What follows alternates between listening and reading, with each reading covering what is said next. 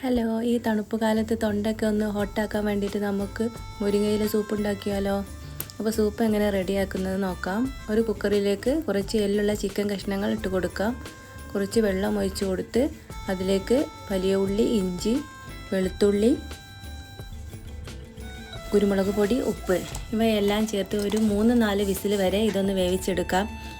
ഇനി ഒരു പാൻ ചൂടാക്കാൻ വെച്ച് അതിലേക്ക് ഒരു കഷ്ണം ബട്ടർ ഇട്ട് കൊടുക്കാം. ഇനി അതിലേക്ക് ചുരക്ക ചേർത്ത് കൊടുക്കാം.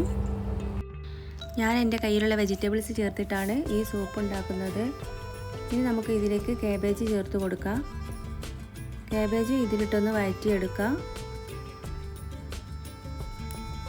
ഇനി വേണ്ടത് മുരിങ്ങയിലയാണ്. അതും ഇതിലിട്ടൊന്ന് വഴറ്റിയെടുക്കാം. ഇതെല്ലാം ഒന്ന് വഴറ്റിയതിന് ശേഷം നമുക്ക് നേരത്തെ വേവിക്കാൻ വെച്ച ചിക്കനിൽ നിന്നും ചിക്കൻ വേർതിരിച്ച് വെള്ളം ഇതിലേക്ക് ചേർത്ത് കൊടുക്കാം.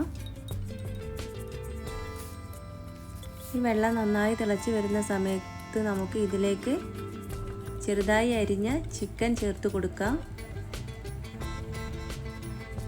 ഇതെല്ലാം ഒന്ന് തിളച്ച് വരുന്ന സമയത്ത് ഇതിലോട്ട് സോയാ സോസ്, ചില്ലി സോസ്, ആവശ്യത്തിന് ഉപ്പ്, കുരുമുളക് പൊടി ഇവയെല്ലാം ചേർത്ത് നല്ലപോലെ തിളപ്പിക്കാം.